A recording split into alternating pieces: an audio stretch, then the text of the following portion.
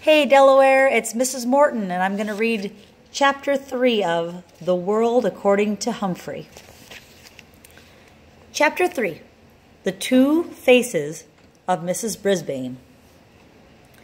That week was busy, but I learned a lot. I learned all the capitals of the United States. I didn't say I remembered them all, but I learned them all.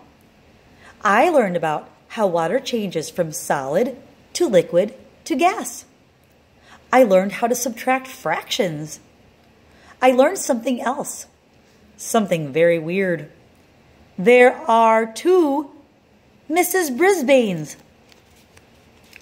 And I thought one Mrs. Brisbane was one too many. The first Mrs. Brisbane is a good teacher, just like Aldo said. She's better than Miss Mac at getting AJ to lower his voice. She's better at getting Heidi to raise her hand before she blurts something out loud. Of course, nobody could get Speak Up Saya to raise her hand or to blurt anything out loud. Saya is so quiet and gentle. She never gives an answer. If the teacher calls on her, she stares down at her desk without saying a word. But when it's Saya's turn to clean my cage and feed me, she holds me in her hand so gently, I feel like I'm floating on a cloud. "Hello, Humphrey," she whispers. "Your fur is so beautiful." I always feel calmer when Saya holds me. She's so nice. I wish Mrs. Brisbane would leave her alone. Miss Mac hardly ever called on Saya once she realized how shy she was. But Mrs. Brisbane calls on her all the time. She won't leave her alone. "Saya, speak up, please. I know you know the answer," she'd say, while Saya stared at the top of her desk as if she were watching a TV show there. But I was shocked when Mrs. Brisbane got annoyed with Saya, sweet, shy Saya, and said, "You will stay in during recess." Saya still stared down without moving a muscle. But a minute later, I saw something wet drop from Saya's eye to the tabletop. I hated Mrs. Brisbane. Of course, I don't go out to recess. In fact, I'm glad, since it's a great time to catch up on my sleep. So I was there when Mrs. Brisbane talked to Saya, and I was all ready to squeak up on her behalf if necessary. Mrs. Brisbane brought a stack of papers to the table and sat down across from Saya. "Saya, you think I'm being mean to you, don't you?" Saya slowly shook her head no. I heartily nodded my head yes, but no one was looking at me. "But I wouldn't call on you if I didn't know that you know the answers," the teacher explained. Look at your tests, your papers and tests. You get 100% on everything. Spelling, science, geography, and arithmetic. Your vocabulary is excellent. But I've never heard you speak. Can you tell me why?" I checked my notebook, and I was pretty impressed. I only got 85% on the last vocabulary test. This girl is smart. "Saya, I'm going to have to send a note home to your parents. Maybe they can help me figure out what to do," said Mrs. Brisbane. Saya looked up, very frightened.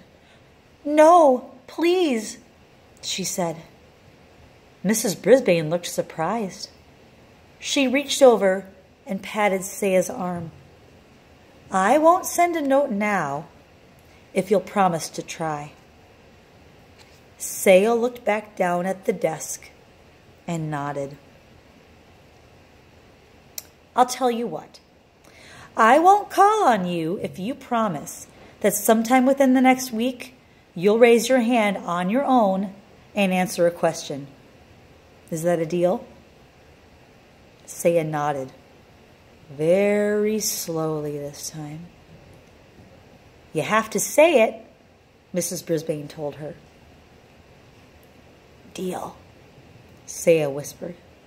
Terrific, said Mrs. Brisbane, smiling. Now, how would you like to erase the board for me? Saya jumped up and hurried to the board. All the students in room 26 liked to erase the board for some reason. Mrs. Brisbane was sure hard to figure out. She hadn't been mean to Saya at all. She just did what a teacher is supposed to do. I liked this Mrs. Brisbane. I even liked the pink blouse she had on. But at the end of the day, when the students were gone, the second Mrs. Brisbane came back. The really scary one. She straightened up the room and came over to the window to close the blinds. I could only hope that Aldo would open them for me later. She looked down and saw that the table around me was messy. The bag of shavings used for my bedding had torn, and the bits of litter were scattered all over the table.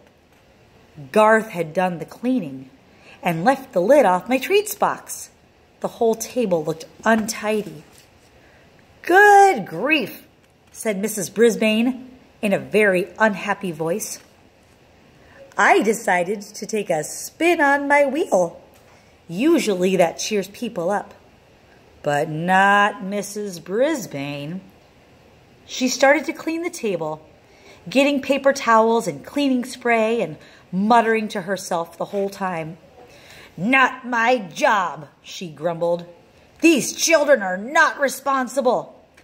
All I need is somebody else to take care of.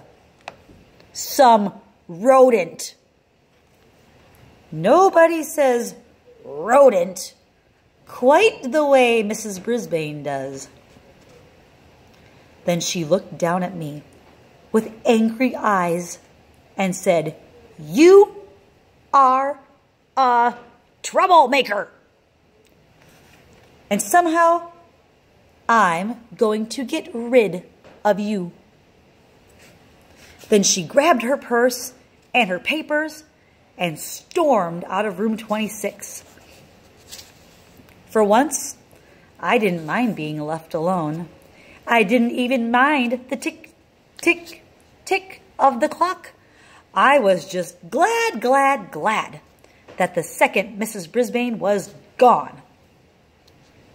I was worried about what she'd said, but I kept my mind occupied by practicing my vocabulary words until the light was completely gone.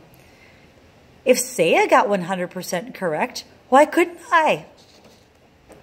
Then I sat and waited. Suddenly, bright lights blinded my eyes as the door swung open, and a familiar voice roared, Never fear, Aldo's here.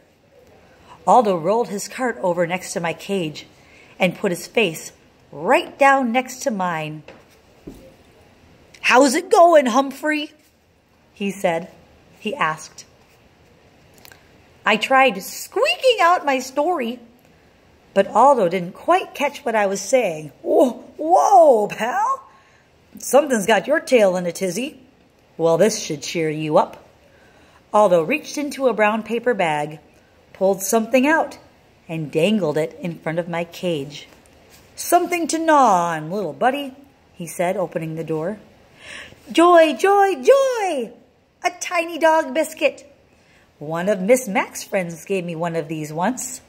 You can crunch on it forever. Ha ha!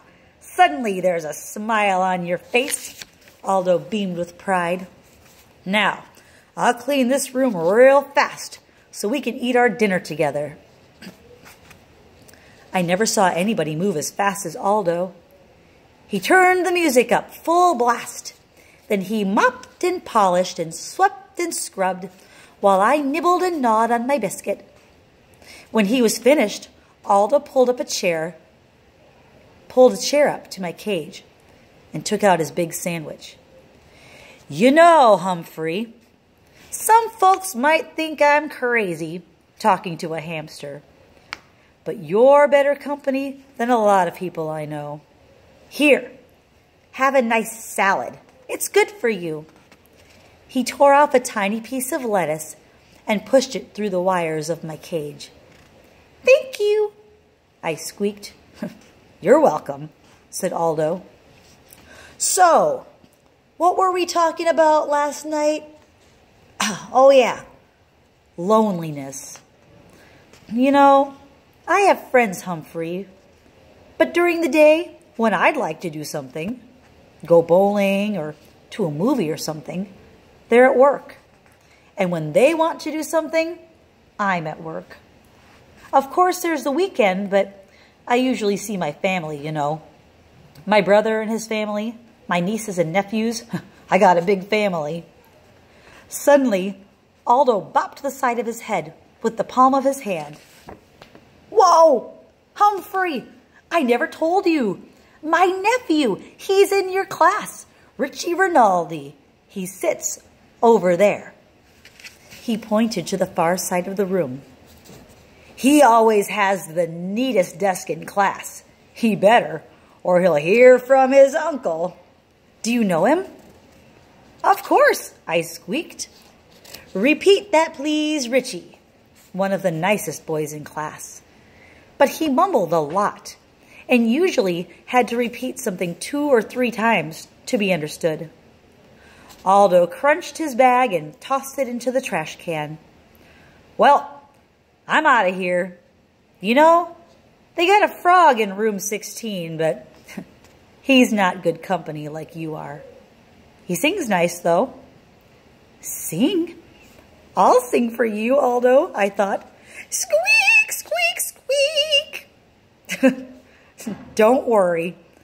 I don't like him nearly as much as you, my friend, Aldo said. He opened the blinds to let the light in.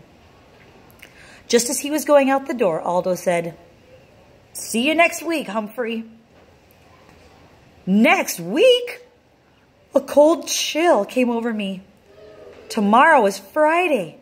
When Miss Mack was in room 26, she took me home for the weekends. But if Mrs. Brisbane didn't take me home, I'd have 2 very long days and nights with no one, not even Aldo, to feed me or chat with me. Even worse, what if Mrs. Brisbane did take me to her house? What fate would await me there?